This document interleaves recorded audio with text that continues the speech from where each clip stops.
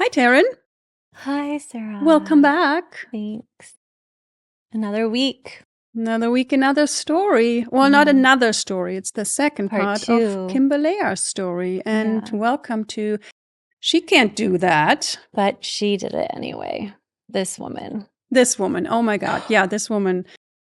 So impressive. Mm-hmm. First part was so impressive. Second part is same impressive, if that's English. Is that English? Yeah. Same impressive. Same impressive. That works. I was just thinking, I think we have to give a little bit of a cautionary note for the second episode, like we did in the first episode, because there is a section that deals with suicide. So we do have to give a cautionary note about that to our listeners. Okay. So if that's sensitive, triggering to anybody, just either don't listen to this episode or be aware. Yeah. And then I think we can go into it and hear how she goes from a 10-year-old runaway to who she is today. Mm-hmm. Yeah, let's do it. Let's get into it. And I remember almost like falling as I'm like trying to like get on the dock and run away because I was just so excited. And I ran all the way to that payphone and I called my grandma. And I remember it had to be pretty late because I wanted to make sure everyone was sleeping. So it was probably like 10 p.m. And she picked up and I told her where I was. I said, "You have to come get me." I said, "It's bad." And she said, "Okay." She immediately came and got me. And that's when I gave her the tape. And she called the Department of Family Services, Children and Family Services, the DCF in Florida. And they came to meet with me. And I did meet with a representative and a child advocate. And she sat down with me for about 2 hours and just got my side of the story and what was going on at home. And so my grandmother was given temporary custody of me, but that ended up turning into permanent because it was just such a bad situation. And, you know, my father was in prison still at the time. He was just getting out around, it was like it was happening at the same time. He was kind of going through his probationary period and kind of getting back on his feet as a citizen again. And I was kind of going through this like almost emancipation or like getting away from my mother and stepfather. Did your mom end up getting away from him too at some point? She stayed with him for a little while, but he did end up going to jail during this time. And I remember him leaving these really nasty collect calls because like in the jail, you can say your name or say something at that time. Now it's pre-recorded. But back then, inmates could be like, "F you," like they could cuss at you when they were supposed to record their name. Oh, it's like, this is a collect call from whatever prison, and this is from, it was supposed to be his name. It would be like, "F you, and he would yell. And so I feel like I was still being harassed by him even when he was in jail. But she did finally divorce him, thankfully, and got away from him. But it wasn't, I'm not actually sure when that was. Could have been maybe a year or two after I left. And then how was your life with your grandparents? Did it completely turn around and was whatever you hoped for in a family? Yeah, it was definitely night and day. We were living in an intercoastal neighborhood. Actually, Demi Moore and Bruce Willis lived in our neighborhood. But I was surrounded by a very different environment. And it also shaped my life in so many ways living in this environment because the kids had good lives. And, I'm sure there were things going on. I can't judge every person's what's going behind closed doors. But for the most part, everyone went to a private school. They were very educated. Kids were mature for their age. They were respectful to their parents. Their parents were, lawyers and doctors. And it was just a different environment. And I longed to go to a private school. I wanted to go to a private school so bad. So much so that, I wasn't a good kid either, I have to say. The things that happened to me definitely shaped me, but I did get I did get kicked out of the school I was going to. So I ended up in a private school. But, the changes in me didn't happen overnight. There wasn't this switch that went off and all of a sudden I was this child that could erase all the things that happened to them.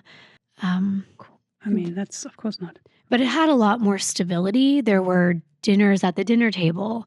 There were, calm speaking to one another, even though my family was Italian. So there was a lot of loudness and a lot of yelling in my family. But it was the loving type of yelling where it's like, what are you doing in there? I don't know. My grandma was just a very loud woman. Was there more love? Did you get love, more physical too? Yes. Like hugs and cuddles and stuff like that? Yeah. My grandmother was amazing. She never really had a bond with her own daughter. So when I came along, I think she really wanted an opportunity to have, a bond with a little girl. My mom was very rebellious, and there's a whole story for that. But it's like when I got there, it was just my grandma's like second chance to really have a daughter.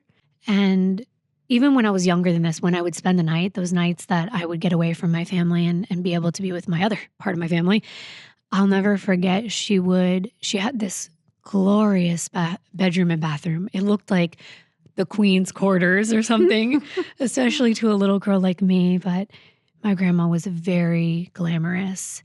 And she had this white satin couch with these satin pillows. And then she had this big primary bedroom where the hall went on forever. And then it opened up to this grand, I'm not kidding, it was like very, very extravagant. This grand bed with this wooden, backboard that had like the curved wood, and it was polished. And the curtains went from the ceiling to the floor, and they would just like blow in the breeze when she opened the windows. But she would give me a bath, and then she would wrap me up in a little towel, and she would pick me up in her arms, and she would bring me all the way into the living room to where my grandpa was, and she would say, "Look what I found." Aww. It was just like this thing. So sweet. Yeah, that's so sweet. So she would say that, and it was really cute. And it was always when I was, getting out of a bath. And then she would sing. It's funny. It also makes me cry, but she would sing like Miss America, like this, I don't know what the lyrics were, but I don't know. It was like, "Here she comes." And she would just sing that. And she made me feel like loved and beautiful, like things I wasn't used to hearing at home. Thank God for your grandma. I know.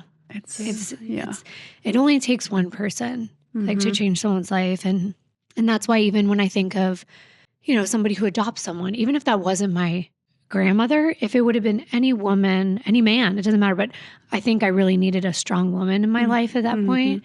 But I think it doesn't matter. It wouldn't have mattered. If it was just a person who wanted to love someone. Yeah. And like give them the attention and whatnot. Because I really felt important. And I think that was what I was lacking the most, is just like feeling important. Yeah. Absolutely. I mean, the contrast to go from feeling like you're not lovable, like you need to be punished, you're so unlovable, to then your grandma carrying you out of the bath, singing how you're her little treasure. I mean, that's incredible and so formative. And yeah, it's beautiful. Yeah. And I think, there are a lot of people who want children. And I think my grandma was one of those people who definitely wanted more children. I don't think she was able to have more after my mom. She was getting up in age. And I really consider my grandmother my mother. Mm-hmm. And it's not to hurt my mom. It really isn't to hurt my mom. And it was just the circumstances that we all found ourselves in that I really just felt like she was way more motherly. And that might have been her experience of already being a mother or her nature. But I think she also wanted to redo her own childhood because she wasn't treated very well either. She had a nice family, but she wasn't allowed to do much. She was oppressed a lot. The men in her family really, dictated what she was allowed to do. And so as my grandma got older, and I loved watching her bloom because she found her strength to be her own person. And I feel like I'm responsible for a little bit of that because I am very, I will get what I want. Like, even if it takes me a million tries, I don't give up. And my grandma was very meek in a lot of ways when we first started living together and being a family. And I was the one that would just tell my grandma, like, you don't have to do that. Because now I was being raised in a more of a time when women were trying to be equal to men, and we were showing that we can be as successful and smart. And I remember telling my grandma that because her goal for me was just to meet a man, make him fall in love with you and then get married. And I just remember sitting in my bedroom as like a 12-year-old, and my grandma came in and we were having some kind of conversation about what I wanted to do and, what I want to do with my life. And I remember she said something like, you just meet a man and settle down and have children. And I just remember looking at her and I was like, but what about love? Because I was like little and watching like, I don't know, shows about romance. It's like, whatever we'd watch on TV, even if it was just something innocent. But she's like, I don't think she ever answered it. She just like kind of looked over at me like, what? Like that even matters? Like, what do you mean? But I realized in those days, the husband had to be supporting you. And my grandmother didn't work until she was later in life when she got her first job and she started working. And she just worked at the mall, like in a little retail job. But her independence and being more wearing makeup and doing her hair, I watched that become more of a thing when I was living with her. And it was really cool to see my grandma come out of her shell. And by the time I was an adult in my 20s, I say me and also my half sister ended up following in my footsteps and leaving the environment she was in and kind of repeating that whole thing and coming to live with my grandma as well when she was 10. So it was weird, but history really repeated itself with that. And we kind of shaped my grandma into this spunky, outspoken, hilarious woman. And I don't know if she would ever have become that because I think it was trapped inside. So you were great for your grandma and your grandma was great for you. Absolutely. I mean, it was like you helped each other. Beautiful. That is so beautiful. But then you decided, which is so interesting to me, also to go towards this criminal use. You wanted to do something with law. I did. Do you think that had something to do with your dad's past or with your abusive, where did that come from? My first inclination or thought about where I wanted to go and what I was passionate about, I should say, was actually it was way back when I was sitting at the dinner table with my stepdad, the abusive stepdad. And I don't have a complete memory, but I do know what I remember happening. I was sitting at the dinner table. And for some reason, the dinner table was such a sacred place and such a monstrous situation that I don't know why he cared so much. It's like you have no stability in our life whatsoever, but you care so much about what we're doing at the dinner table. But I just remember the way I remember it going was somehow my dad, who was in prison, sent either money or sent a gift to me through my grandmother. So I got a set of a Walkman, headphones. And I started wearing them, and I was wearing them at the dinner table. I don't know how old I was. For the younger listeners. Yeah. What's a Walkman? Yeah. We have some of those in one of my sets for my podcast. But yeah. So it's a thing where you could hear recordings at that time, probably still cassette, right? It was a cassette. Yeah. And then later it was CD. Right. That was a Discman. That was a Discman. I had one of those. Exactly. Yep. And then the iPod was the next thing, right? So it's like the old form of an iPod. That's what it was. Yeah, you have headphones in and you can listen to music or to stories or whatever. Yeah. My grandmother, so it was my paternal grandma. Her name, I call her Mimi. My Mimi, she gave me the cassette player. It was supposed to be from my dad. It could have been my birthday, it could have been something, but she was giving it to me on behalf of my father in prison. Okay. Mm-hmm. So I'm getting this thing. And I remember for some reason, she had bought me this was the weirdest thing. And I won't remember the name right now, but what she was having me listen to was classical music. It wasn't I was listening to rap or anything else on this cassette tape. Was I could turn it on one side and then the other side. And I can't remember the band right now, but it was an old timer, band that was just an orchestra basically. How funny. But she gave me that and I was listening to it and I had just gotten to the dinner table when my stepdad was there and he was like, take off those headphones. Either I didn't move fast enough, which quite frankly, it's I was young and maybe I was trying to think of how to take it off, just like I was trying to think about how to get off the swing. Right. But it wasn't fast enough for him. So he knew it was from my dad and he knew it was my prized possession at the time. And he took it and he threw it against the wall. and he like practically just broke the thing. And I wanted to cry so hard, but I just at that point knew how to like keep my emotions at bay. But in that moment, where my mind went to was, if this man is so bad that I'm standing in front of, why is he not in prison? Why is my dad in prison? What did my dad do? Like, nobody ever told me. They just said he was bad. You know, they never told me. But I was like thinking to myself, what was so bad that my dad has to be put in a cage, basically, because that's kind of the way that I envisioned it. And this monster gets to be at the dinner table. So that was when my fascination for crime and psychology really started. I didn't know what to call it, but I was always very interested in what made somebody bad. Like, why are you calling my dad a loser and bad and a monster? But this guy looks like, when he used to go out in public, you have no idea. Women, men, they were just, you know, they would think that he was this great guy. And it bothered me so bad. Yeah. And I'm just like, why isn't he being pegged as a monster? So that's where it really started. And I also, as a child going to therapists, I really admired them and knew that they were there to help me. So I started wanting to be in a helping profession of some kind as I got older. I did go through some very hard times before I went to college, not even thinking I ever would go to college because I dropped out of high school. But I definitely had a passion or a fascination, I should say, with criminals and understanding them. Not to forget that I reconnected with my dad when he did get out.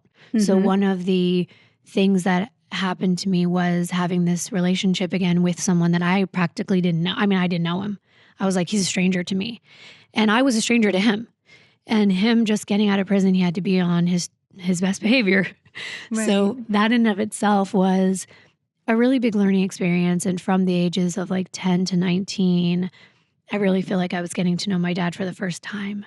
And I think that that's part of where I started delving into like, who am I as a person too? Because I started feeling like, do I have evil tendencies? Do I think a certain way? And did you think it was genetic? I think you can have some, because I think that part of, I want to say the good parts of my dad, but there are parts of him that I think make him very successful, make him very charismatic, make him very lovable, even though deep down inside, he's probably more sociopathic than genuinely showing those emotions. But I think we all have a tiny bit of those things. We're not a full sociopath, but we can have antisocial behaviors or narcissistic tendencies. So for me, I was just very worried about myself. I was like, what if, because I would recognize things in myself. Like I would recognize selfishness. I would recognize greed, or like things that were developing in me that I thought could be holding on from my dad. And they probably alarmed you more than they would alarm other people. Yeah. Like when you recognize that, it would probably just like, oh my God, let's not go in that direction or that direction. Other people would probably not notice it at all. Or if they would notice it, they were like, it wasn't the nicest thing, but it's okay, brush it off. Exactly. And you were probably just like, oh my God, please don't become a criminal. I was also very sensitive to alcoholism because, you know, my dad was an alcoholic, and there are some studies that have shown, you know, you can be more susceptible to it. And so I never would drink alcohol and stuff like that when I was younger and there were parties or anything, because I would also be taught a lot from my dad. And he also expanded my passion for going into law school or doing psychology, because my dad was kind of living vicariously through me a lot as I was growing up. When he came out? Yes. Okay. Before my dad went to prison, he wanted to be a lawyer. He wanted to do the right things. He wanted to use his charisma and all those qualities he had that are great for criminals. He wanted to use that for good things. But, you know, it was just too easy for him to commit crime, way too easy. And it sounds like he was good at it too. And he was good at it. And it came so easily to him, and the other things took more time. So when he did come out, he went to like the Betty Ford clinic. He got clean. He was able to, and that was because his parents were wealthy. You know, his parents were wealthy, and they were able to provide the means for him to get a really great opportunity to go and get clean. Some people can't. Right. And they're stuck in that cycle. Exactly. But there was also a really huge thing that happened, was that, and I didn't know this at the time, my dad's father, my grandpa, he committed suicide. So this happened right when my dad got out of prison. My grandpa did have cancer. So the story went that he died of cancer. And that's what I was told ever since I was little, that he died of cancer. And then I come to find out later on, and when I was in college, actually, I came to find out from my grandmother having dementia. She started to tell you things. Oh my God. She gave it away? Yeah. Like not knowing? Yes. Wow. She never knew that she told me the truth. Oh, wow. But to get there, because that will be a pivotal thing, to get there, I started rebelling when I was about 15 years old. So my dad would always warn me. We did have a close bond when we started to get to know each other. And there were a lot of things he was going through that I watched him go through. Did he live close by? You still live with your grandma? I did. And I lived in Fort Lauderdale and he lived in Boca Raton. So it was maybe like a 30-minute drive. Okay. Mm-hmm. And now that he had his custody agreement back with my mom, he was seeing me every other weekend. Mm-hmm. So I was getting a lot more exposure to him. And in the beginning, there had to be a supervisor there. But over time, actually, after he went to probation and got back on his feet and proved that he could be stable and he wasn't going to hurt me or anything, I was allowed to see him by himself. But as soon as my dad, had some freedom, he wasn't going back into crime, but now his passion or his obsession were fast cars, fast motorcycles, because you have to understand, criminals have this need for adrenaline. And when you're not stealing and you're not hurting and you're not conniving, and you have to get that thrill somewhere. So my dad was obsessed with motorcycles, fast cars, which means he ended up getting in a lot of accidents. Oh my God. Which were really traumatizing for me because, now I was very attached to my dad who came back into my life, and I had to watch him, be bloodied and fall off a motorcycle and my grandmother screaming. But eventually, sadly, my grandpa did commit suicide, and my dad was the one that found him, and he was still alive when my dad found him. What? Oh, no. It was an incomplete suicide. What did he do? How did he kill He himself? shot himself with his military issued firearm. Oh my God. And he was just in the bedroom of their home. And my dad came home. And the problem with that is that my dad was on probation at the time. And my dad was actually arrested because they thought that my dad killed my grandpa. Oh my God. Of course. Yeah. Yeah. Because he was the one that found him. It was not a complete suicide. And back then they weren't doing forensics to see where the entry wound went. It was just the fact that my dad was home, or my dad found him. How do we know my dad wasn't there? And just the way that it played out. The other sad part is that eventually they knew it was ruled a suicide, but he left a suicide note. And my dad and my grandmother really wanted that note, but because my dad got arrested, they took it into evidence and they never gave it back. So that was really sad. Did you ever think your dad might have shot him? No. No. Okay. Never. I didn't even know that he got shot until I was in college. So, my childhood, I remember the funeral. I was at home with a babysitter. Everybody left and they were crying and it was very weird. I didn't know what was happening. And next thing I knew, they were like, oh, grandpa passed away. And you thought it was from cancer? Yeah, absolutely. Because I knew he was sick. Yeah. And every time, and this is very creepy. And I'm sure I've told a handful of people, but this stuck out to me so much when I was growing up, and it stuck with me and I kept repeating it in my head. And it was almost like I knew he didn't die of cancer, but it's like I didn't want to believe what I heard, because every weekend on a Sunday when I would go back home to my grandma's house, I would hug my grandpa, and he was getting sick. We knew that. He was very ill. He had lung cancer. He was a huge smoker, which is another reason I've never smoked cigarettes. But I would always go in and hug him goodbye. And he would say, see you next time, every time, without fail. And he hugged me and he whispered in my ear, I won't see you next time. Oh my gosh. So I was like, as a little girl, I was like, what? I didn't get it. He knew. He knew he was going to do it between that time.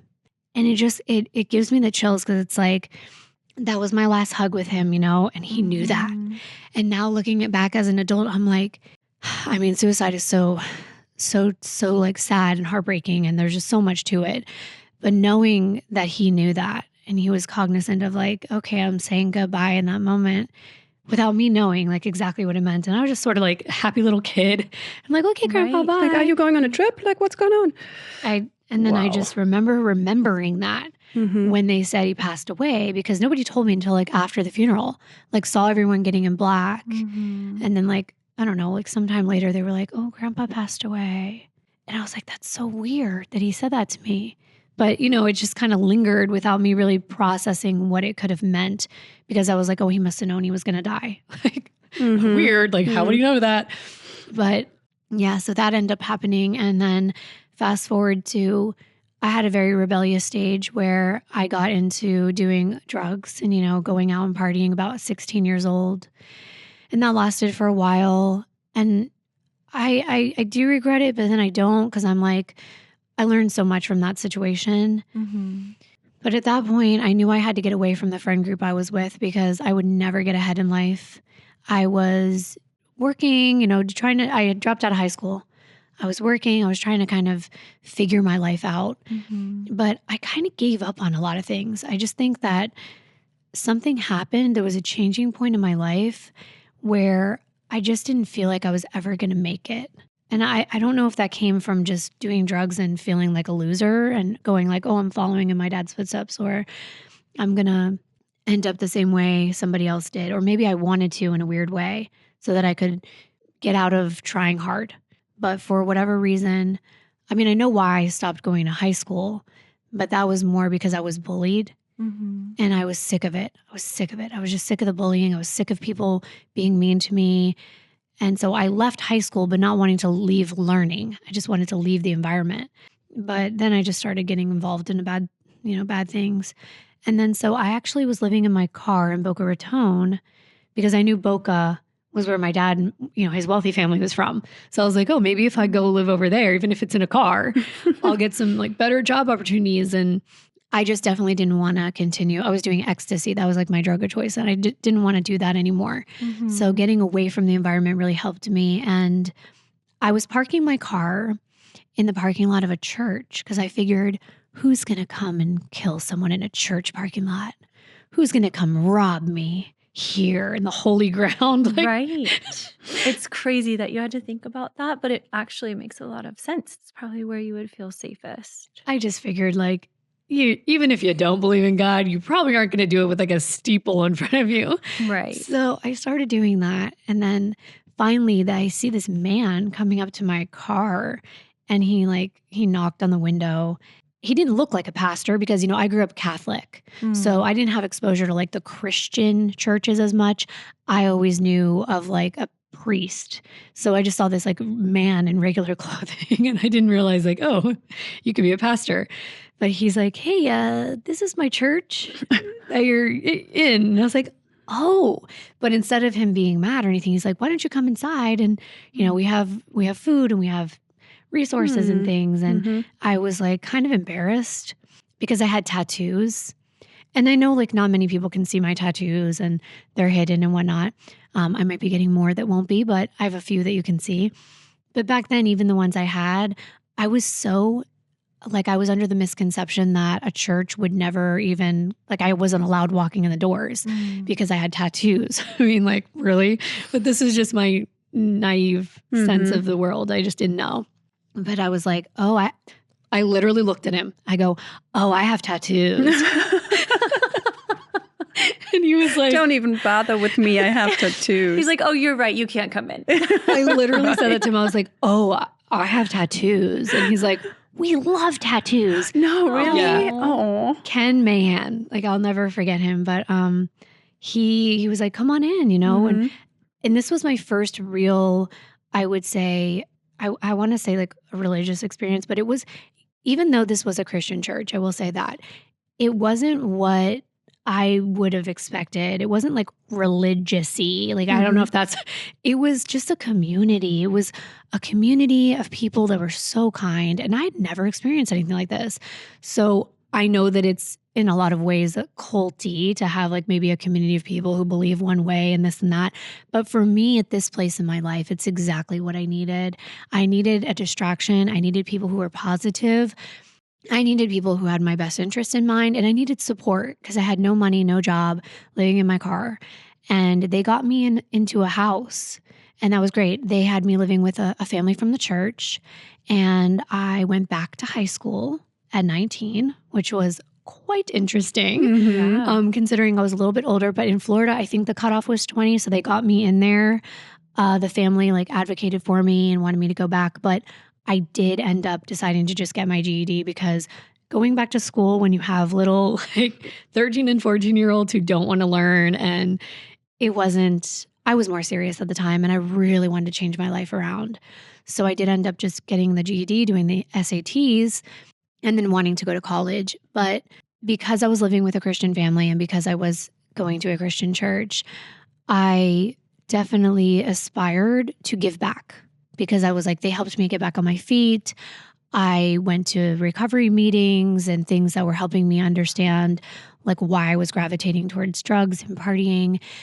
And so I felt like I really owed it to them. And then he wrote a recommendation so that I could go to the Christian school in my area, which was Palm Beach Atlantic University. And that's where I ended up going to college. I first studied biblical studies. So my major was actually biblical studies when I first got there, which I think is very important in a lot of ways because it really opened my eyes to, and this is going to sound funny, but to reading. Obviously, you're going to do a lot of reading in college, but with the job I do now, having to like decipher things, understand things, pull the meaning out, be very detail-oriented, history-based, it trained me a lot to understand like manuscripts, and that's what we did. We like dove into the word of God. And, now who I am now, I'm not the same as I was back then. I'm not like religious going to church every week, but I'm definitely still spiritual. But that is where I started. And then as I started to grow as a person, because I was only about 19, I wanted to do psychology. Like I really started gravitating towards psychology. And eventually that turned into an interest in law. What goal did you have at that time what did you want to do with that? At first, when I was still doing psychology, I really envisioned helping traumatic brain injury patients. I was fascinated with the brain and how there is an ability for it to regenerate in some ways. And now we're seeing even more interesting things happening with AI and the technology. And it just was very fascinating to me that I could maybe work on the staff at a hospital.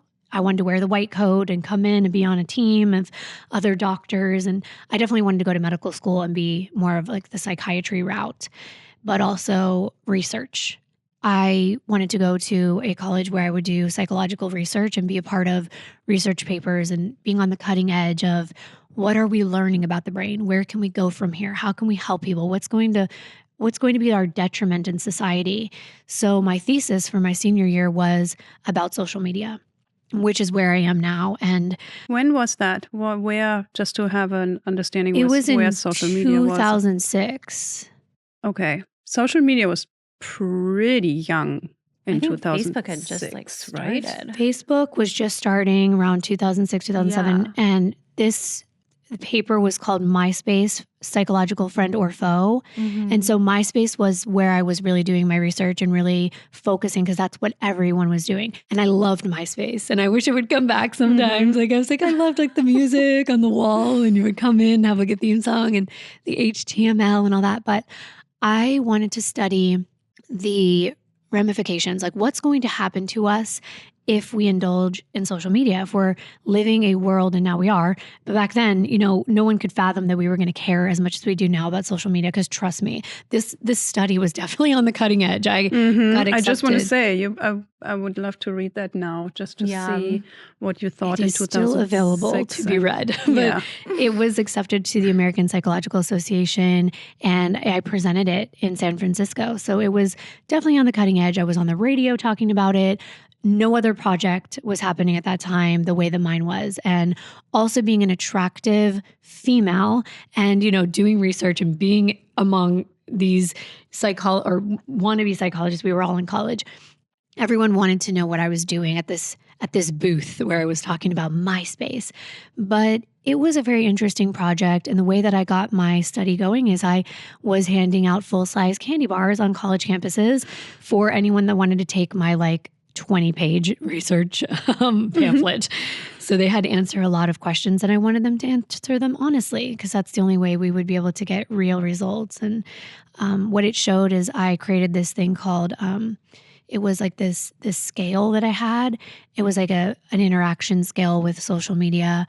And then it would show levels of low self-esteem or high self-esteem, depression, things that could eventually affect us. And what it showed was that there was a correlation between time spent on social media and lower sense of self-worth, more depression, and things like anxiety and low self-esteem. Oh my gosh, already in 2006. That is so creepy. On. Mm-hmm. So I really started also listening to people who were taking the study, and I got an opportunity to kind of interview them while they were sitting there. And again, this was the birth of social media. It was not what it is today. And already I was starting to see the tenets of things where we're spending more, we're getting more enjoyment of posting a picture of our new car rather than driving our new car, because now you want to show your friends your new car. And now we're also thinking, well, so-and-so just got a new car and I don't have a new car.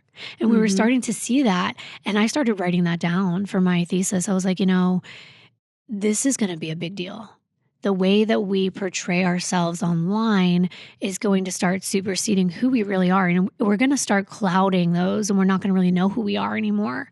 And so I've seen that in myself, and also just, we all know that, who are you really when the veil is lifted? What is your life really like? Mm-hmm. So now you're a YouTuber and a podcaster. When did that start? How did that, did that come with when you were writing this paper? No. That you were like, oh, that's an interesting, I want to dive into that? Or no. I don't think it even existed that there were people doing YouTube at the time. I think it came a couple of years after.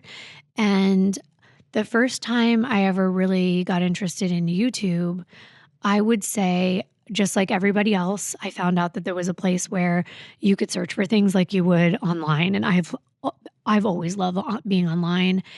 From the first time I got a computer and I could be on the internet, that's where you would find me. I was at 12 years old. You've got mail, and AOL I still have my AOL account, by the way. Oh, wow. Oh my goodness. I still check my AOL account. It's still connected to a lot of my things, but I just was using it just like everybody else at the time, just to search things. But when I decided to go to law school, that came out of another traumatic thing, but it's always there's something that happens to me and then I do something. So for me, I was in that Christian school, like I had explained, and I randomly entered a giveaway at a CVS pharmacy. I just put my, name in the drawing, and I thought I would be winning I don't know, some money or something. And I ended up winning the chance to be on a radio reality show. Oh my God, I didn't even know they had those. Yeah. So this was in Palm Beach. I lived in West Palm Beach, and I was on a radio reality show. So no video, but just a microphone running around with you. I ended up getting on the show, but I ended up getting expelled from college. However, I was the first person in my entire school. This is not me bragging. This is not a good thing, but at the same time it is. I was the very first, what they would be calling a success story. And so I was the very first success story at their school where they let someone who got expelled come back and plead their case to the disciplinary committee and see if they could overturn the expulsion and come back on the grounds that you had to do something for the community, you had to do something for the school, and you also had to repent and learn from your ways. And when I got my expulsion notice, it was because of the fact I was 21 years old. Okay, so mind you, 21 years old, legal to drink. But when I got in college, I signed a contract, because everybody does. When you get into school and you sign a little thing that says oh, I want to go here. I never read it. Who reads things? No. I didn't back then. I was a teen. And it was saying that I had to abide by the school's rules. And the school was a private school. They're able to make rules of their own. No drinking, no sex. And I didn't even know any of this. I was like, really? We weren't supposed to be doing any of those things? But it was against the rules. And ever, or just not on campus? Ever. Wow. I cannot imagine. Right? in college, you weren't supposed to be drinking. You weren't supposed to be having sex. You were supposed to be upholding, unless you were married. I mean, if you could have sex if you were married, but you weren't supposed to be like doing that. And I had no clue. And when I got my expulsion, it showed where my infractions were, like what I did wrong, and then where the contract and my signature was on there, where I agreed to it. And I was like, oh, I did not. I was like, I would have never agreed. No smoking either. I didn't smoke, but it was like, no smoking, no this, no that. And I was like, I would have never agreed to that had I known, right? But I probably would have anyway, because kids get away with a lot of things in college. But I couldn't believe that I was getting expelled, because you have to understand, I mean, now you know, to get to where I was at that point in my life, I had gone through so much and even paid for my own college at that point and taken out like maybe 2 loans along the way. But I was so proud, and it would have meant nothing. Like my credits wouldn't transfer to other schools because I was at a tiny school. I would have basically had to start all over again. And I was like, ain't no way. I was like, no. So I did it. I marched down to my school. I was like, I'm here to fight my case. And they were like, what? Because they've given this opportunity to other students, but either they didn't take advantage of it or they didn't win their case. So I did. And a lot of what you heard today was part of my story that I told them about and where I came from and who I really am. Because at that point I was this striking platinum blonde hair, tan, mini skirt wearing young girl. And you can't judge a book by its cover, as they say. And they had no idea. There was like not one dry eye in there. And I was like, you have no idea. This is not who I am. I was having fun. Like, I'm 21. Like, I did nothing wrong. But I understand the belief system and what I did. So long story short, in my senior year, I was allowed to be a chair on the disciplinary committee. So now I was judging people's cases. And that's when I realized, like, man, I need to be a voice for people. I want to be a voice and I want to help them. And I know that some of the listeners that might know me are going to be a little shocked by this, but I wanted to be a defense attorney. I definitely wasn't interested in being a prosecutor, although I think now that I've grown so much in the space I'm in now, I probably would gravitate more towards being a victim advocate and more on the prosecution side. But back then, I really thought that there needs to be more of a voice, because what something looks like doesn't always mean that's what happened. So I really did strive for more of the defense. And at the last moment, I was a senior in college. I was like, kind of like the Elle Woods moment. I was like, I'm going to go to law school. And I did not want to bring it up, but I was like, what do you think of the movie Legally Blonde? I basically looked like that. I'm not kidding. That's what I was thinking when you described yourself. I can show a picture later, but that's what it looked like. I was like the platinum blonde, like wearing the little cute, colorful outfits.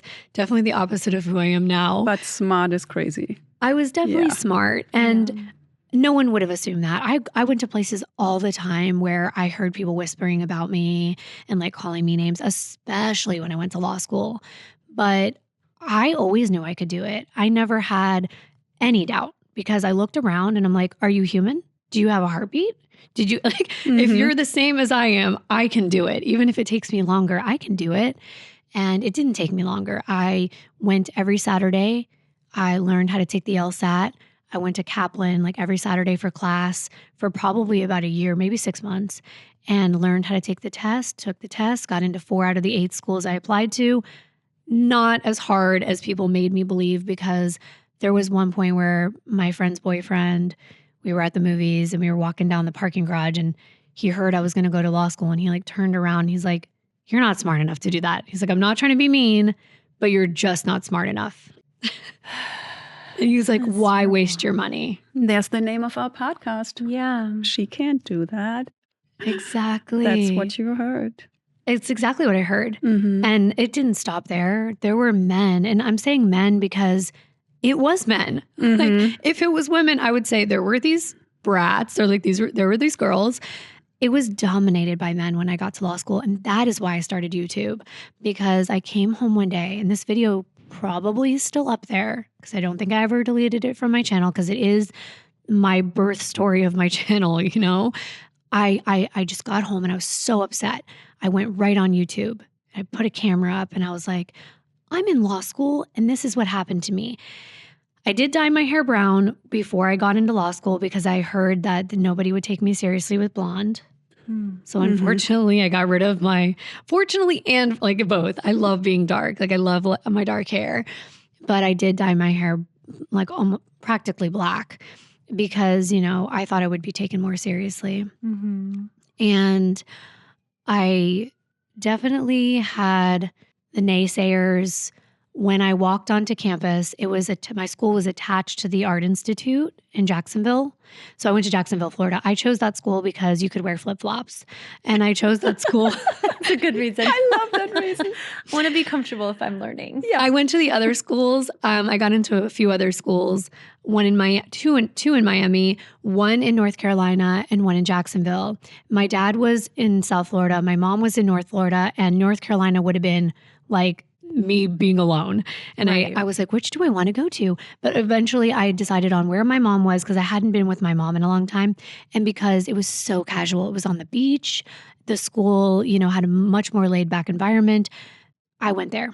And the first day I walked in, I had my little schedule and I was looking around with my high heels on and, a modest but cute outfit. Had to be fashionable still. And I'm looking around and I can't find my classes. And I never forget this guy came up to me and goes, the Art Institute's right over here. Oh my gosh. I was laughing at him because I could take a joke. And I was like, oh, no, I'm actually in law school. And he was just like, what the? And also, I'm just trying to paint a picture for those that, don't know what I look like or knew what I looked like back then.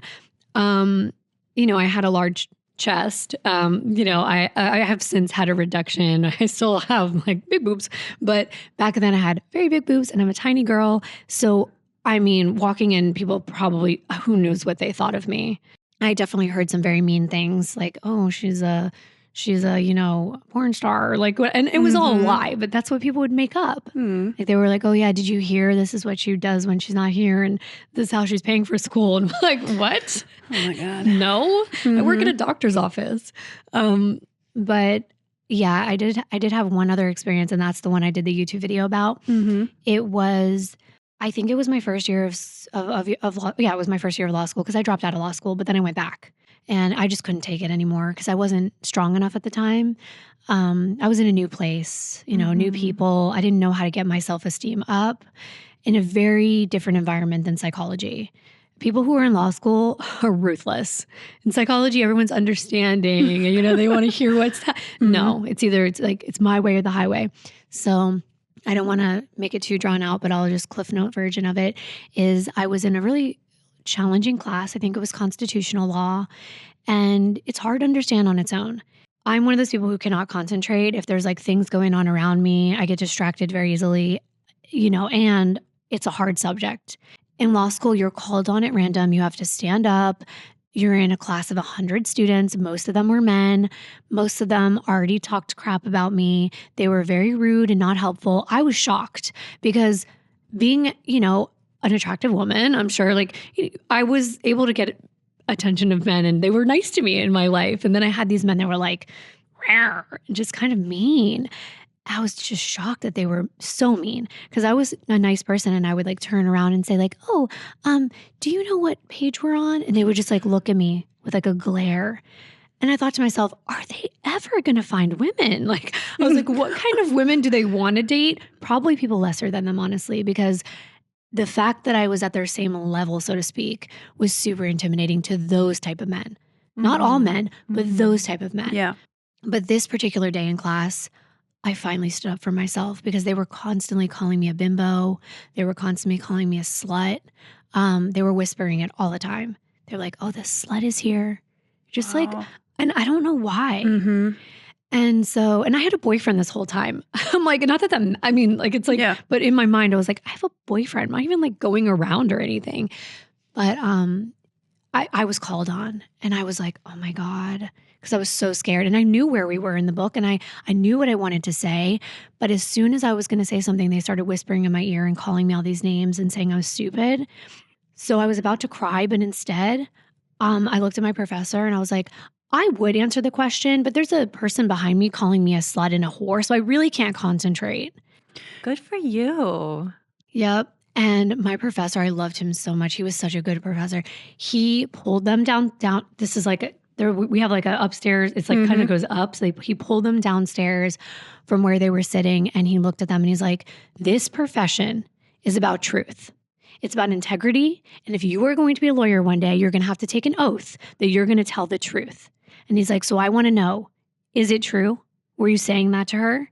And these men, I swear, their like knees were shaking. Like I have never seen a display like this before. And this man, the professor, he was also a lawyer, and he was a big man. And so these little, like now they look scrawny, now they look weak. They were like, yes, sir, it's true. We were saying that.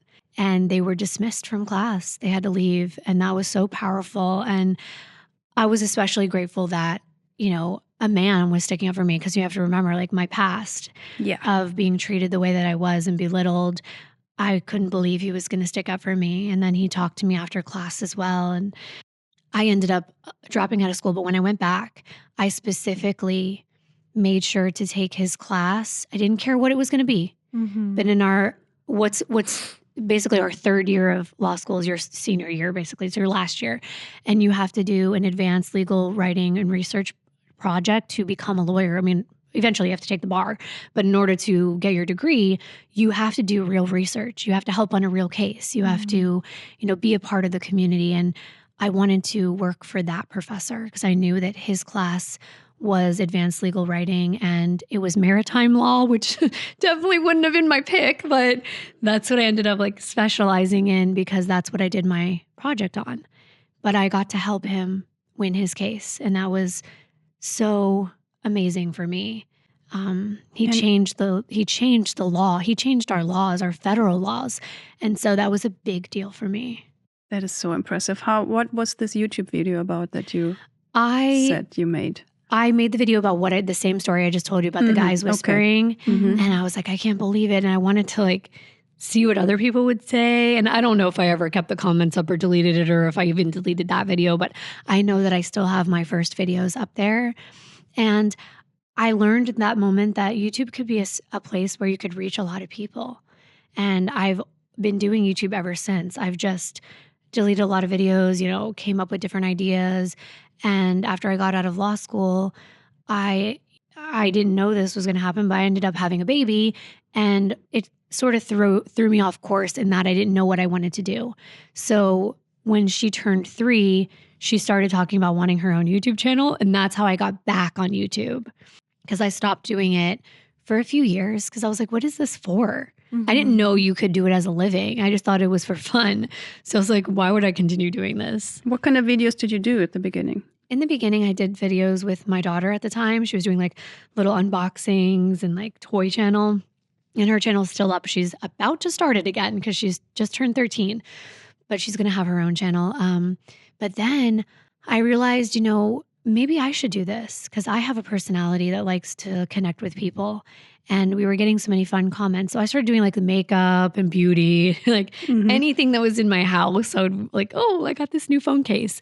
So anything that I was in love with, I would just talk about on YouTube. And it eventually evolved into other spheres of like, okay, I would do some relationship advice from my psychology background. I would do, all kinds of different videos. I had a different channel that I did some relationship advice on. I've always been making new channels and making new content. That is not a new thing for me. I'm a Gemini, but like I think another reason I'm just a person that really likes to be interested in everything. My grandma used to say, you're a jack of all trades, but a master of none, Like I could tell you a fact about, something random, but I wasn't an expert in anything yet. And when did it come to the point where you actually like combined your love for criminality and the law and all these things with your YouTube channel? So what are you doing right now? What is your YouTube channel about right now? So right now I am a true crime creator, and I make videos on YouTube as well as Spotify. And I also do a podcast with my husband called Dark Livity, where, we go into the minds and psychology and cases about some of the evilest and weirdest monsters. I mean, just criminals and murders that have occurred. I'm very victim focused, and that is just who I am as a person, also from my past and what I've learned. And almost because I have some shame, I have shame for what my dad has done to people. I want to kind of repent for some of the things that he did because I'm ashamed of the things that he has done as well. So I feel like giving victims a voice when they never had one, even in circumstances where my dad had done wrong, I feel like I'm avenging that. And I'm like coming back and helping the victims have a voice. So it really came from that and my grandmother making me watch trials when I was growing up because, you know, the Menendez and then also the O.J. Simpson trial was the big one. We were watching Menendez is current. Yeah, it's coming back. But that was going on. That was one of the first televised, if not the first. And then OJ, I think, was the second. And so that was on like prime time. It was just on the news. Yeah. My grandma would get me really interested in that in 5th grade. And I remember, 8th grade. It was my 8th grade class. In my 8th grade class, we started watching it. Like, I'm like, what were we doing? But eventually I segued into true crime for a lot of reasons. I've always wanted to do it on YouTube, but I've always been very scared. I've tried many things, but this is a very sensitive topic. It's not something, because my videos have always been fun and relaxing and almost, you know, I don't want to say stupid, but just you don't have to think about them. Oh, yeah. I mean, fashion and makeup, it's entertaining, it's fun, it's beautiful. It's like all these things. And now we, of course, looked into a few videos of yours and I was just like, Taryn, how does she even sleep at night? Like knowing, I don't even think I could be calm knowing all these stories. Right. I understand. And you talk about them in so much detail, like these, for the listeners who maybe don't know your stories, like it's about murders and murders on young people. Like the last one I think you did was about a teenager girl. And I'm like, when I was like, just a few minutes in, I was already like, I don't know if I can do this. Right. Like this is gonna haunt me tonight. It will. It does. I mean, I'm not immune to it. I cry a lot on camera and I'll stop and then I'll start again, you know. But most of where my sadness comes from is being a parent. It's changed my life being a parent. And now when I look at a victim, I'm looking at them as a mother. And then I start thinking of their mother. And then it's just, I go down this like rabbit hole of sadness. And it's hard. I'm a human. And even though I've already written the story and done the research, in the moment I'm still telling somebody. So, and there's some spiritual things that I don't share. There's some magical, interesting, I don't want to call it like witchy or, you know, like creepy things, haunted things. But I have been leaning more towards there being a presence of some kind in these things, but I don't know what it is. I don't know what it is. So, but it might just be my intuition or my own soul that can communicate. I mean, who knows what they want to call it, but my emotions definitely come to the surface when I'm doing this. And I got into it after a long time on YouTube. I had been on YouTube for many years. And a lot of my friends would say, why don't you talk about true crime? Because you love talking about it to us and you're fascinated. I would watch full-on trials like all day long. That's what I did in my spare time. I've been watching court TV since it started.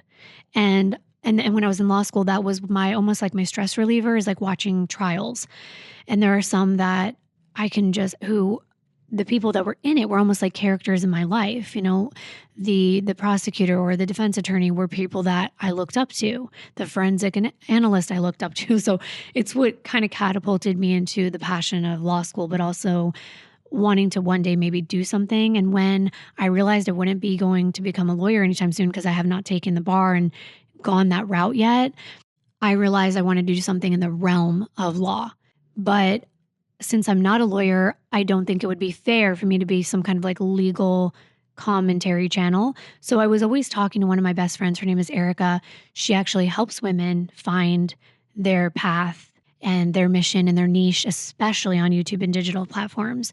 So we became friends online. And through her and other friends of mine, they helped me find true crime as my real passion and what I want to do to advocate for victims and the type of true crime I do. Because I don't do the salacious, you know, crazy. I mean, these are real people.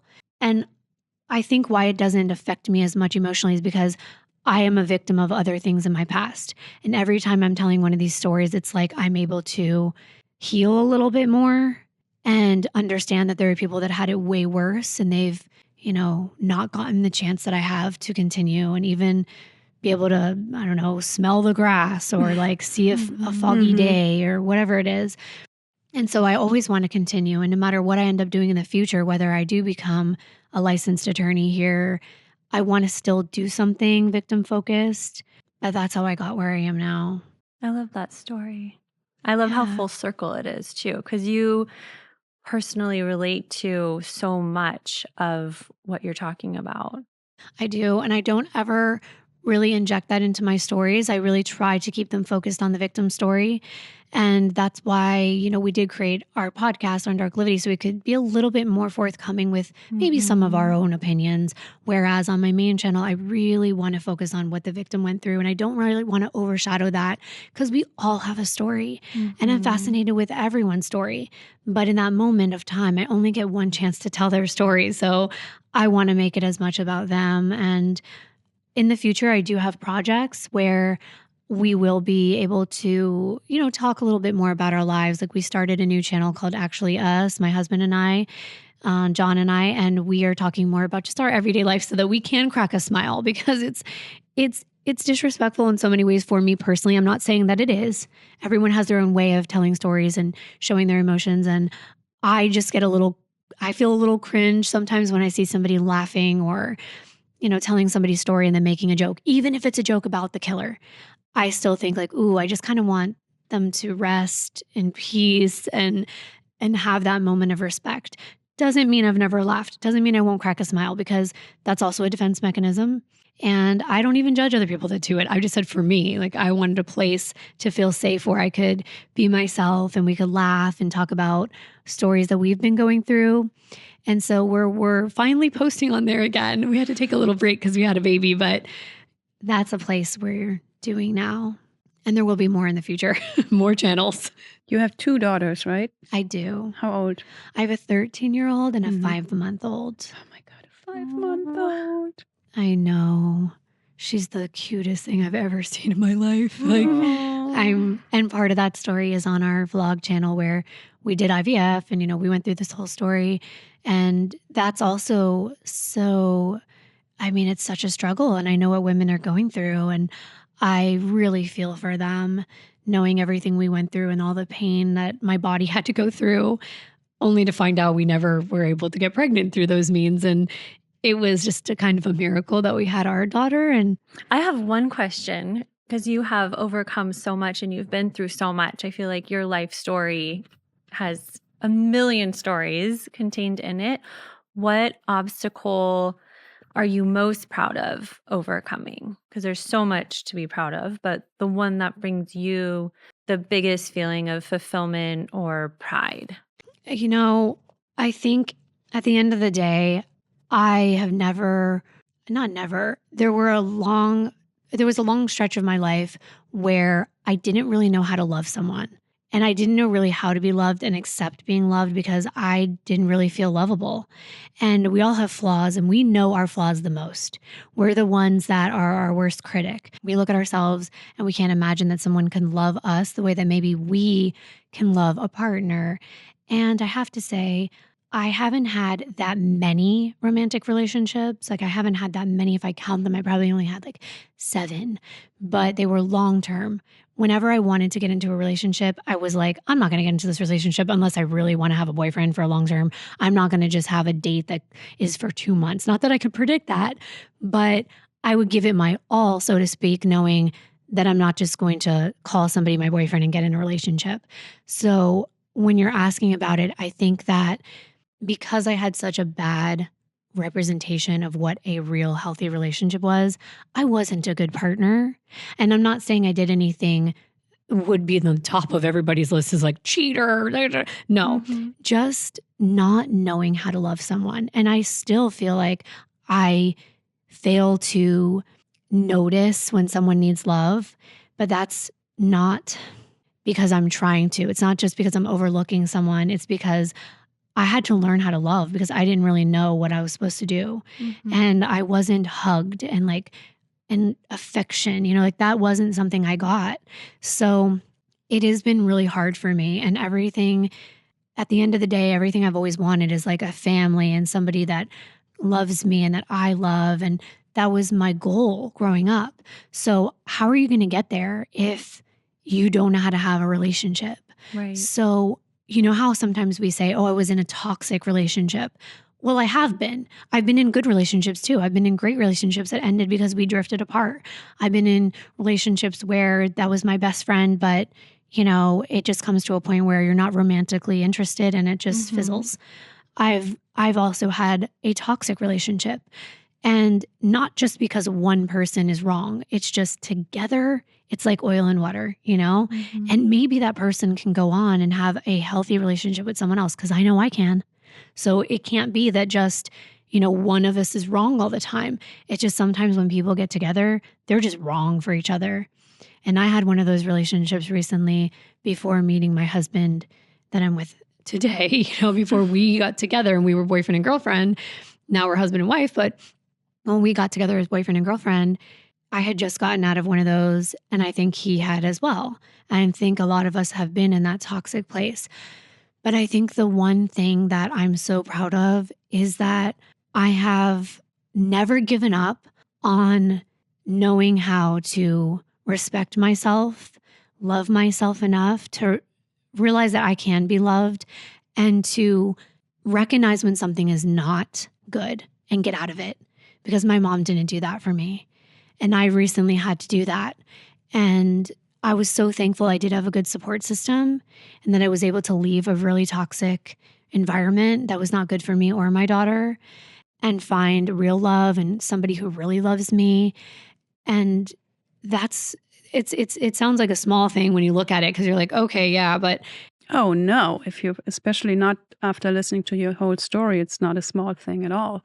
So that I would say, I just disagree with you on that. Yeah. And the communication and having a healthy relationship, because I know people just see what they see of John and I on our podcast, and they probably think it's all fake, or they probably look at our, our vlog channel and go like, you guys are not this happy, or like, you're not this nice, or you don't love each other this much. But we genuinely do. Like, that's real. All of it is. And I've never really been able to say that. I've had good relationships, but I haven't really had something where it really is real. Like, I know people don't want to believe that, and I didn't either. Trust me, I used to look at Instagram and there are a lot of fake things going on there, and I know there is, but I would be like, that is not real. Like, ew, you cannot look at someone like that, but you can. It's just, you haven't found the right person, and maybe you're not there yet, because I don't think I loved myself enough to find the right person. But that's your answer on that one, because it's taken me a long time, but it was totally worth it. I mean, I was 40 when, John and I were getting together. I was about to turn 40. I think. Yeah, I was 39. So when people think like, oh, I'm 25 and I just haven't figured it out, you might not until later. See, Taryn, there's hope. There is hope. There is. That's what I keep telling you. Don't settle for less. But I think it is so true. You have to learn to love yourself and all of your flaws and the things you have to work on. And only then can you get yourself into a healthy relationship. Exactly. And once you are, they say it can add years to your life. So here's hoping. Yeah, we'll give like the good, like, how they say baby dust? We'll give like relationship dust or whatever. Yeah. We'll take it. The real fountain of youth is your relationship. Yeah. So what's next? Do you have a big goal? I think by the time this comes out, I can tell you a couple of things that have been happening so that listeners will know some of those and then where I'm going in the future. So I recently did an episode on the Discovery Plus channel where I talked about a victim story, and that should be going live at some point. I also just recently did a commercial, and that was for Audible, and that one is coming out today. So everyone will be able to know about that one. But the cool part about this commercial is that I'm playing myself. And when you get to play yourself, wow, I feel like you've made it. Like, oh, yes. Like, I'm like, I get to play myself. And they're like, yeah. So I'm a true crime YouTuber in the commercial. And I love Audible because I love reading and I love stories. So I got to do that commercial, and it was so cool. I mean, it was basically focused on me, which is so cool, and having like the big cameras coming around me. And I'll be doing a lot of behind the scenes for people to see. So that should be really fun.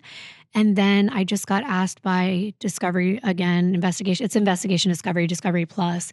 I just got asked again to do another story on a different show. So that's coming up in the future. But what am I really planning on doing in the future? Well, I am planning on getting licensed to practice law here in California, which I think it will probably be February of 2026. And I'm probably going to have to take time to study. So that's been a big goal of mine. But I also see in the future us creating more channels that are maybe like spin-offs of true crime. We might go in a little bit of a different direction, but always going to be doing something with storytelling because it's a big part of my life and it's something that's been with us for so long. I mean, storytelling from the dawn of time, it's like how things were passed along. So those are some of my immediate things that are coming, and I'm probably forgetting a bunch of them, but those are some of the goals that I have going forward. Well, we're going to have you on again and talk about what happened in February 2026, you just said. We're taking note.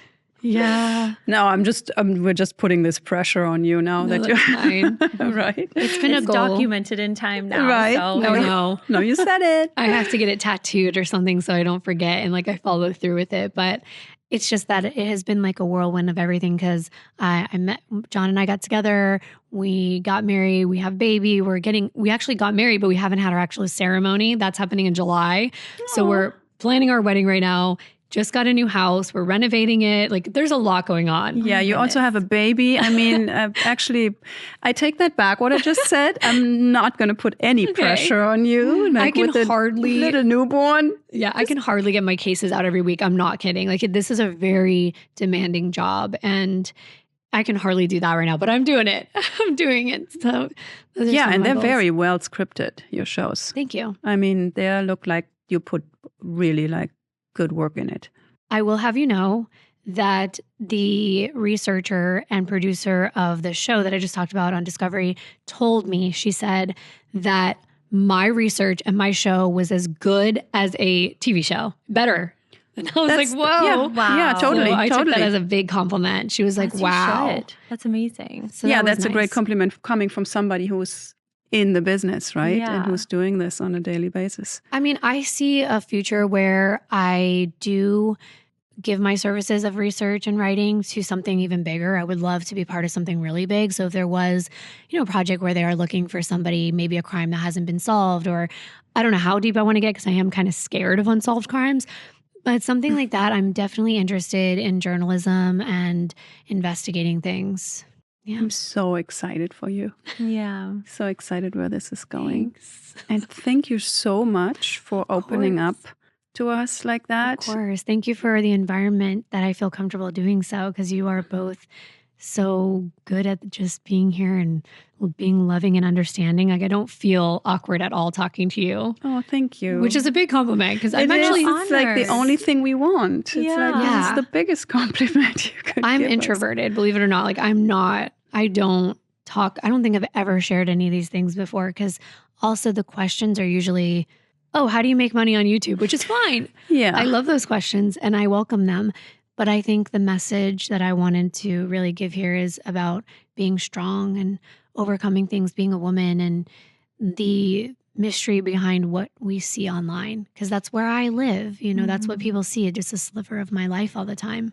And that would be our last question. What do you want the audience to take away from your story? What do you want to advise, warn, whatever you want to call it?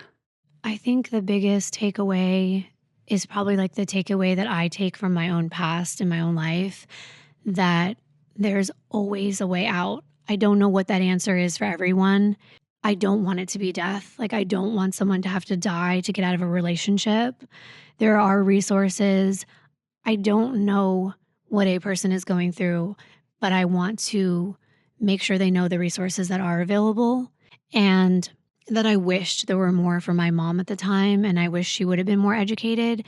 And that's why telling people stories is so important. Like these podcasts are so important because we might never meet a person who's willing to tell us that, or maybe we're not open to it because we don't know. And so I think my biggest message would be to be brave if you can, and also obviously safe, but to make the right choice in those situations where you know that someone is being harmed, like especially if it's your child or a child. And if you're seeing something, say something. It might not be your own family that you're seeing go through this. It might be a scream you heard through the walls. It might be a child with a black eye or bruises, and you're thinking, is something weird going on? Even if it's not, report it, because you never know when there is something going on. And had somebody really maybe stepped up for me, because there were definitely signs that I was going through a lot, I might have been out of that situation a lot earlier. But people are afraid. But you can anonymously report things. Don't be afraid. If you see it, say it, That would be my biggest message. Yeah. Where can people find you? What's the name of your podcast and your YouTube? My YouTube channel is just my name, Kimbyrleigha. Kind of hard to spell, but if you just put Kimbyr, it'll pop up immediately. And then our podcast is called Dark Livity, and you can find it from just going to my YouTube channel, because it'll be there, because we promote everything there. And my Instagram is the same as my YouTube channel, just my name, Kimbyrleigha. Thank you so much. Thank you so much for sharing with us and giving voice to your story. Of course. It was an honor to hear your story. Thank you. It was so great to be here. Thanks for having me. And if you ever need me again, I'll be around. Oh, we will. Okay. This lady is so impressive.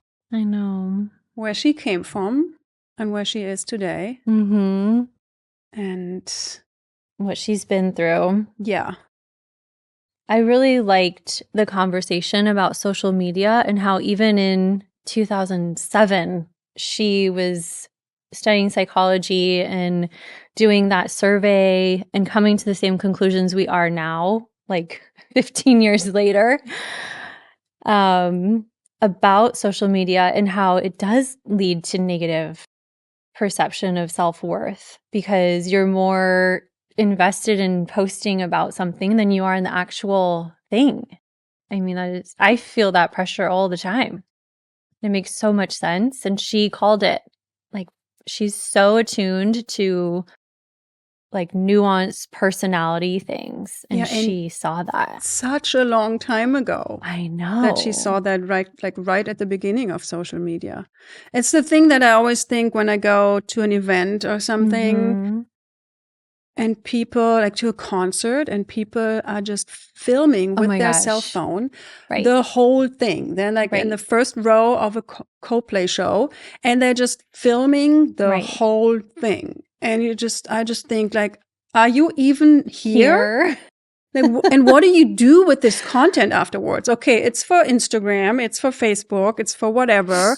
You got to show everybody you were here. Maybe you want to, but the whole thing? I mean, do you sit at home then and watch it on your phone? Well, I was just going to say, so, because I'm not really on social media. So I do sometimes film the whole whatever, like if it's my daughter's winter sing performance, or if it's like, little things that I'm like, oh, I'm going to want to remember this later, because I have 110,000 photos and videos on my phone because I'm crazy. But I do that, but it's for my own, like, memory album, scrapbook, whatever. But I think the problem is these people that film this and it takes them out of the moment, because all they can think about is who's going to like it later, who's going to comment on it later. And they end up getting more positive affirmations and more feelings of like good about themselves from the posting of it than they actually got from being at the concert and seeing their favorite band. Yeah. And I get that with children. I do the same thing. My daughter just had a concert and I filmed. I was working. My husband filmed it. I wasn't even there. So my husband filmed it, but first of all, he filmed it so I could watch it. That's exactly the point. And then we sent it to the grandparents. Yeah. We did not put it on social media because we don't have her on social media at all. And also, I love watching videos of her, like from like 5 or 10 or whatever years ago. Don't you it's so do that? Freaking cute watching videos where she's like 2 or so. So that's for me. Mm-hmm. But people who go to a Coldplay concert or a Pink concert or whatever and film the whole thing, that can't be for them because it's a freaking shitty quality after there. Yeah. You are at a live show. You have that person right in front of you, and then you sit at home and watch it. Like, with the person being that big and the sound quality horrible. No, be real. That's not for them. Right. That's for social media. Right. But you miss the whole show yourself, just being worried about what you can put out on social media later. Mm-hmm. Like, why do we do that? I don't know. I mean, I take photos at concerts and maybe film half a song and put it on social media and like, hey, here I was at this amazing concert. And even that is a good question. Like, why do I do that? But I think the takeaway is if you're only doing that to then post later and get a like or a comment and to be able to say that you were at this concert, you're so cool, that's the problem. That's the rabbit hole. That's the self-confidence you don't have that you're chasing through somebody else thinking you're cool, which is something we talk to our daughters about. I mean, to not need the outside approval. Yeah. Yes. Right. I barely actually look even in my posts afterwards how many likes I got or something. I have no idea. Good. That just makes me feel good. Yeah. Now that you're saying that, it's not that I go back and see like, oh, only 10 people. And last time there were 58 people or hundreds or whatever. I'll just be honest and say I'm guilty of when I was on social media and dating, I would be like, oh, did he like my... That's different. If you want to know, if you have a specific person and you look in your stories, did this person see this and stuff? Like everybody does that. Guilty. Yeah. Like he saw it, but he didn't like it. Or he didn't see it yet, but I saw him posting something. So he's obviously on social media, but he didn't check. Everybody does that. Okay. Yeah. You know, there was something else that stuck with me, and this is going back to last week's episode, but when she was talking about her mom, and it was just her and her mom, you know, for a couple years. And then her mom started dating the drummer and she got pregnant. And that's why she decided to do the right thing, she said. And it just led to so much trauma because... The right thing, you mean staying with this person and marrying that get person? married to him and try to have a life together. I don't know, that just resonated with me. And I've been thinking about it since last week of like how many negative things, traumas, abuse situations could have been avoided if somebody didn't feel like they had to do the right thing. And I know that's a really controversial thing. Somebody being mostly women. Yeah. I know that's a really controversial thing to say. But it stuck with me. I was thinking about it a lot. Yeah, the apparently right thing in this moment led to a lot of bad things. So, for so many people. Yeah, why do women have, I mean, I don't know if it's just women, but I feel like it's more women than men who have the feeling they have to do, they like have to marry somebody when they're pregnant or at least have to be with that person for whatever reason. It's like either society puts that on them or religion puts that on them or just the thought of I need to give my child a complete family. Right. Even though this... Instead of the alternative, which would be look at the situation, take that pressure off the table, like just put it away somewhere where you're not looking at your life through this lens of I have to do the right thing. Just put that away, put that thought away, and just look at the situation and decide if it makes sense and it still feels like the right thing because you know, you have a great connection, because it's a healthy relationship, because this is something you both wanted, not because you feel like you have to do the right thing. Again, it goes back to what we say so often. Which advice would you give your daughter? Right. Like if your daughter would be in this situation, what would you do as her mother? And also then taking out all the pressure that might come with it. Just what's really what is really the right thing to do here? Yeah. When I got pregnant with my daughter, we were not in a relationship. We had been, and then we were not when that happened. And then we tried to do the right thing. I felt like I was doing the right thing.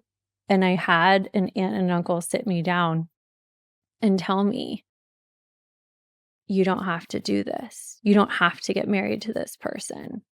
And at the time, I was like, no, I have to. That's the right thing to do. I thought it was, Why did you think that?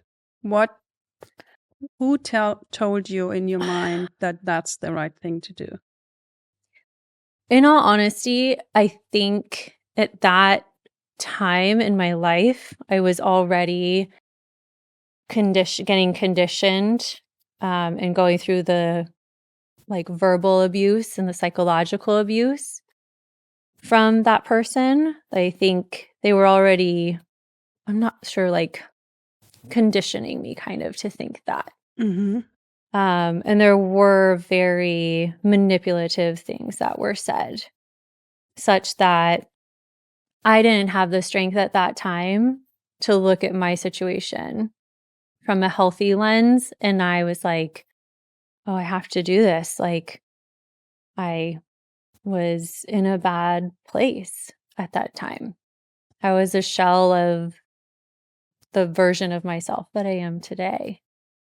Did you know that it was actually the wrong thing to do, but you just felt like you had to do it because you were pregnant? I think I was really scared, and there were a lot of moments of doubt. But I am a hopeless romantic and the most optimistic person, and I just kept hoping it would get better. And I think that was my not fatal flaw, but that was something I had to go to therapy for sure, to recognize chasing that hope into such an unhealthy place is not, being some martyr for hope and doing good in the world. It's really, you're just getting yourself into a bad situation. But again, I was in a bad place and I viewed my role so differently. I felt like it was Beauty and the Beast, and I had to love the Jekyll and Hyde out of this person. And that was my role, was to show unconditional love and second chance, third chance, fourth chance, fifth chance constantly. And if I did that enough, then they would be good. Also, this thing that we think until we know better that we can change people. Right. You can't change. You can't. Not those kind of people. No, don't. No, no, you can't. Yeah. I mean, there are people who are now saying, who disagreeing with us on this because they maybe did the work or maybe they did change, but it has to come from the person. It can't come from, you're not going to change somebody else if they're not willing to do it, or if they don't have it in them that they want to change. They think oh, my behavior is not good. It's not the right behavior I should put out in the world. I need to work on myself. That's different. I'm not saying people can't change. But the thing and the hope that you just said, the hope that we have sometimes, if we just do this and if we just do this, if we just love our predator a little bit more, like Beauty and the Beast. What a sick story, actually. I know. Beauty and the Beast. Beast. The way he treated her and what a freaking sick story. Kept her locked up and all that stuff. Yeah. And then you just, I don't even Some of these early Disney stories just send a message. We're just like, I know. What message are you sending with this? I know, it's crazy. And I don't want to blame everything on that story, but it definitely, like, that is the role I felt like I was supposed to play in that situation. I mean, also the role for the longest time for a woman is to have children and be a good wife. You know, that's it. We're finally slowly getting there where it's going to change. I don't know, the next year is probably going to go change back. We'll see. Not getting political here, but you know what I'm talking about. Yeah. So, yeah, and that's what going back to Kimbyrleigha's mom, that's what she was doing too. She was like trying to have a family and have maybe in her words, do the right thing. Yeah, do the right thing. And maybe for her, she thought, oh, providing these children with the father is good. Yeah, not knowing that was like the worst thing that could have happened to her daughter. I know. Yeah. There's so much to overcome. She got out of it. This story is so great how she's just doing, and she keeps doing her thing, like this reference to Legally Blonde. I was thinking the whole time when she was talking about it. I was like, oh, that's like Legally Blonde, but I didn't want to say anything because I was like, oh, this is too much cliche. I don't want to say. And then Kimbyrleigha said it herself. I'm like, good. I'm not the one bringing it up, but that's what it seemed to me. And then, I mean, she's so cute and so pretty. Like, we only know her with dark black hair. Yeah. But picturing her between all these dudes. And holding her own. I love that. And being as smart as she is and stuff. Just like, yeah, girl, you go get it. I know. And now she has so many exciting things coming up. Yeah. And she's doing so many things that she really enjoys. She's like kind of put the nice bow around everything, like the psychology background, the law school, the organized crime that her dad was involved in. It's all informing what she's doing now, which I think is so cool. It's like full circle. And it's still so impressive to me that she can even do these things. Like I said, like I cannot even listen to a full episode of hers without thinking about it every night for weeks when I go to sleep.